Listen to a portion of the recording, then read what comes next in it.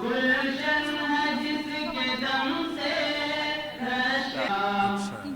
दोस्ता हमारा सारे जहां से अच्छा मजहब नहीं सिखाता आपस में पैर रखना मजहब नहीं सिखाता आपस में पैर रखना हिंदी में हम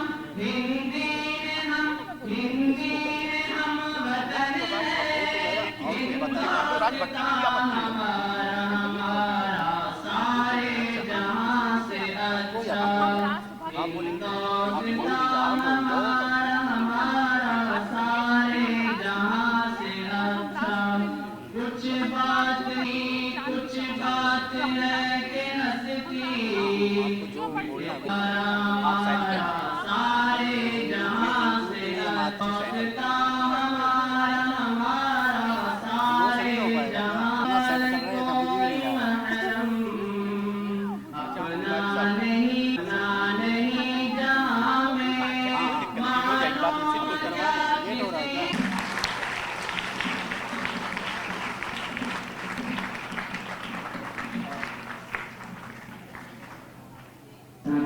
हम भी खड़े थे तस्वीर के दरवाजे पर लोग दौलत के लिए हमने वतन मान दिया लोग दौलत के लिए हमने मौलाना है मुफ्ती इस्माइल नदवी, उन्होंने कहा है कि जो मुसलमान है उनको देशभक्त कहने के बजाय देश प्रेमी कहा जाए, मुसलमानों को देशभक्त न कहा जाए देश प्रेमी कहा जाए। क्या कहेंगे इस पर? इस पे ये कहना चाहेंगे कि मुसलमान को आप देश प्रेमी देशभक्त जो चाहें वो कहें, इसलिए कि वतन से मोहब्बत करना ये ईमान का हिस्सा है।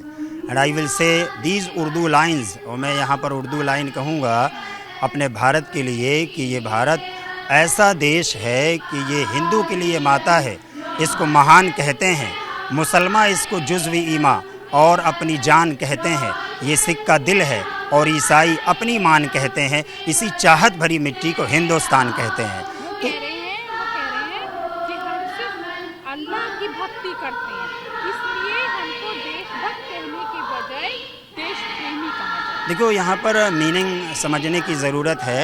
मैं ये कहना चाहूँगा तमाम आपके माध्यम से तमाम लोगों से कि हमारी मुस्लिम कम्युनिटी को चाहे आप देशभक्त कहिए या देश प्रेमी कहिए, बस हम ये कहते हैं सारे जहाँ से अच्छा हिंदुस्तान हमारा, हम बुलबुलें हैं इसकी ये गुलिस्तान हमारा। और इसके लिए हमारे असलाफ ने तो अपनी जानों के नजराने दे दिए हैं, जानें कुर्बान कर दी है। तो अगर देश प्रेम नहीं हो तो आदमी जान से बड़ी कोई चीज़ नहीं है। जब जान कुर्बान कर दी तो अब सवाल ही ख़त्म हो गया। एक मौलाना है वो कह रहे हैं कि मुसलमानों को देशभक्त कहने के बजाय देश प्रेमी कहा जाए, क्योंकि भक्ति तो हम सिर्फ अल्लाह की करते हैं, देश की भी नहीं करते। तो हम देश प्रेमी हो सकते हैं तो देशभक्त। देखिए कौन क्या कह रहा है, देशभक्त कहना चाहिए या देश प्रेमी कहना चाहिए। हम तो अपने वतन से मोहब्बत करने वाले हैं और हमें यही सिखाया भी गया है कि अपने वतन से मोहब्बत करना चाहिए। हम जिसके मानने वाले हैं, हमारे मैसेंजर मोहम्मद सल्लल्लाहु अलैहि वसल्लम ने कहा है हुब्बुल वतन निस्फुल ईमान, अपने वतन से मोहब्बत करना ये आधा ईमान है। तो एक अगर हम मुसलमान हैं तो हमारा आधा ईमान ही है कि अपने वतन से मोहब्बत करें। तो हम अपने वतन से मोहब्बत करते हैं, इस पर जान निसार करते हैं। और हमारे जो कायदीन हैं उन्होंने क्या है अपने देश को आज़ाद कराने के लिए क्या है अपनी कुर्बानियाँ भी पेश की हैं, जैसा कि लोग जानते हैं। देखिए भक्ति क्या है, वो अल्लाह की जो कह रहे हैं कि भक्ति करते हैं, इबादत अगर उसको लिया जाए तो हम उस अल्लाह की इबादत करते हैं, तो इबादत हमें खुदा ही की करनी है। बाकी रहा प्रेम तो हम अपने वतन से मोहब्बत करते हैं, हमारे मैसेंजर ने हमें कहा है। आपके एक मौलाना साहब हैं, जी वो कह रहे हैं कि मुसलमानों को देशभक्त न कहा जाए, देश प्रेमी कहा जाए, क्योंकि भक्ति तो हम सिर्फ अल्लाह की करते हैं, किसी और की भक्ति इबादत नहीं करते। मैम, मेरे देश या किसी के शब्द कहने से राष्ट्र प्रेम कम नहीं हो जाता।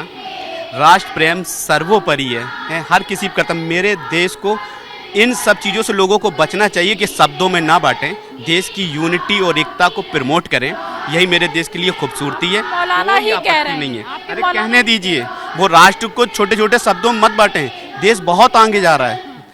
दुनिया की हर रस्म को निभाए रखना, भले ही दिल मिले ना मिले हैं, लेकिन राष्ट्र बनाए रखना। ये बताइए, वंदे मातरम नहीं हुआ आज मदरसे में, कुछ आपत्ति है? नहीं, आपत्ति नहीं है। देखिए, हम वतन में क्या है, राष्ट्रगान जो गाने के लिए कहा गया, हम लोग राष्ट्रगान गाते हैं और 15 अगस्त में जो है वो गाया जाता है। आपने देखा भी कि यहाँ जो है वो गाया गया है राष्ट्रगान। और सबसे बड़ी बात तो है कि हम अपने वतन से मोहब्बत करते हैं। हमारा देश आज़ाद हुआ है, हम उसकी आज़ादी पे खुशी मना रहे हैं। आपने देखा भी कि वतन से मोहब्बत के जो तराने वो भी हम गाए गए जो है। तो सबसे बड़ी बात तो ये है कि हम अपने वतन के तराने जो हमें मोहब्बत जिससे जो है जाहिर होती है वो हम गा रहे हैं जो है। वंदे मातरम से कोई नहीं, आपत्ति कोई नहीं है। राष्ट्रगान के लिए जो है जो गाने के लिए कहा गया, हम उसको जो है गा रहे हैं। वंदे मातरम गाएंगे, अगर बोला जाएगा? देखिए, आप जब उसको कहा जाएगा तो उसके बाद देखा जाएगा जो है। लेकिन अभी हमें जो तराना, हमें जो मोहब्बत हमें जाहिर करनी है, हमें हमारी मोहब्बत है कि नहीं, वो आपको देख सकते हैं कि हम जो तराना गाते हैं।